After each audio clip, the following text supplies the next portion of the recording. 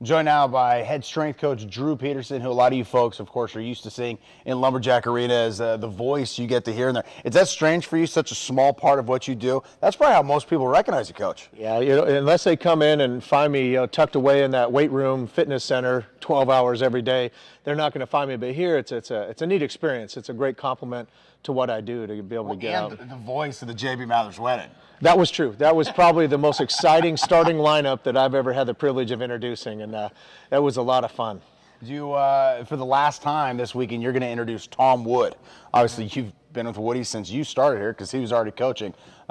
Your thoughts on Coach Wood? I have just a tremendous amount of respect for Coach Wood. I have to say, in my athletic career, probably the coach I enjoyed working with the most. I first got here in 1990, straight out of the Marine Corps.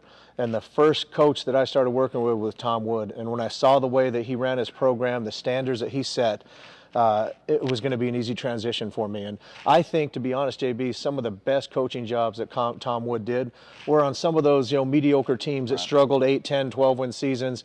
And then when he finally was able to get the horses, the results speak for themselves. So I'm going to miss him. But I'm looking forward for Coach Kinder because if anyone has deserved that opportunity, it's Steve Kinder. Now, how have they related? The guys you see out there this year's group of men as far as putting the work in the weight room. How about a guy like Zach Tiedemann, who, I mean, we see him on the court and he's lathering and he's sweating all over the place. He looks like a hard worker. Is that the same when he goes in the weight room, or what's his story? Yeah, he's a real hard worker. There's a lot of hard workers on this team, and what fans don't realize is the amount of work that goes in. I tell these kids you have to enjoy the process because the process is the grind in the weight room and with conditioning. And you take Zach Tiedemann, and he's all lathered up, but he's lathered up when he walks into the room. So he's to be able to play his minutes, that's a testament to his hard work in the offseason. And this is a good team, but it all starts with the coaches. If the coaches demand it and expect that as a part of their program, then the players usually follow suit as well. And when you say strength and conditioning, Coach, I don't want to lost. Lately, for myself, I've been doing the health club fitness thing. And, when you go to a health club fitness, it's maybe some curls and you look in the mirror and it can almost be a social hour. When the athletes are in your weight room, they're working. Exactly. I mean, it's the one way they're going to improve their skills the most is through strength, power, speed, agility, quickness. Those are the intangibles that they can control. Can't control the decisions of the coaches, the ability of the opponents. What they can control is to make sure that they're physically in shape and as strong, as powerful as possible. And I think for the most part we do that pretty much here. And then the success speaks volumes of that. So how has your relationship changed over the years from that young Marine who came in and the veteran coach who, I don't know, did he have respect for you? Did he not? And then how has it grown over the years, your guys' mutual working relationship? Well, the thing about Coach Wood is the respect was given right away. And I appreciated that, and I tried to. There was a lot of pressure, coming in and working with a coach like that, and so that in tune made me step up the game, and I learned along the way. And he was patient with me. I think one of the funniest stories is my first year here. He asked me if I needed anything, and I told him that I needed a box to put the workout sheets in. That wasn't what he meant, but in my mind, I just asked the head coach Tom Wood to go find me a box, and so for years. After that, he would drop by a cardboard box every once in a while to remind me that he never forgot. So, well, what did you learn from Tom Wood? As is there a connection between? I'm sure you've got to motivate athletes, and there's times, Drew, why am I doing this extra squat? Why am I still doing these cleans? What have you taken from Tom Wood that you use?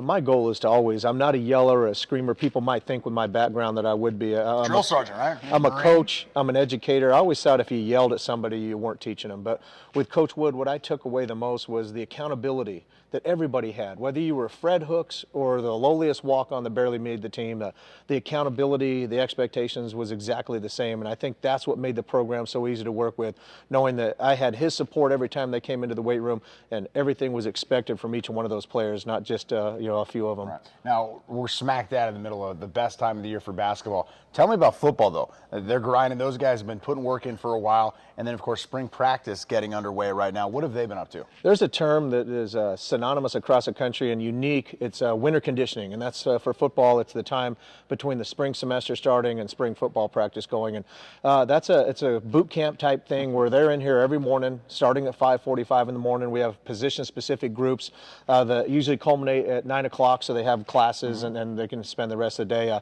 always tell with the football guys that all our teams train to get more athletic, to get stronger, faster, quicker.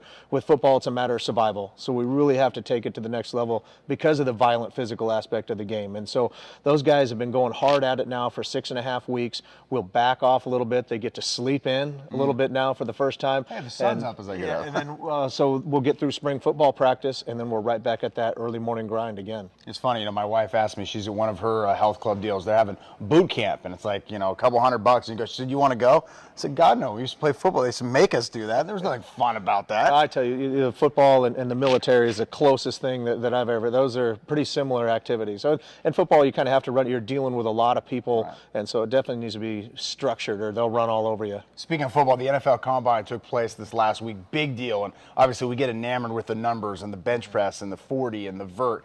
As much as and exciting as that stuff is, what should we take away from guys who are dazzling us without the football? I don't know. I heard Mike and Mike on ESPN radio. If you can play, they're going to see that on film. And I think there's a lot of guys that train, and this is what my field has a problem with. They'll train to get good at the combine.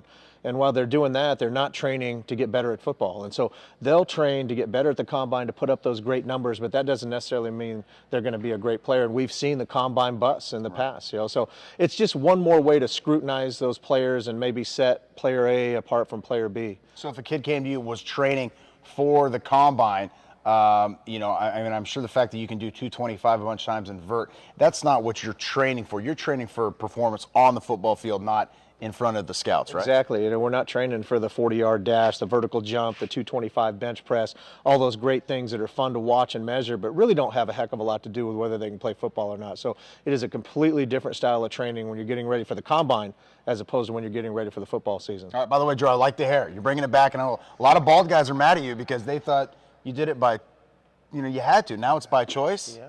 It grew in a little bit, and I'm hoping the wife will notice it, but so far, no good. So. Somebody told Paula, Drew has his hair back. I'm Jamie Mathers, Dan Collins, coming up next.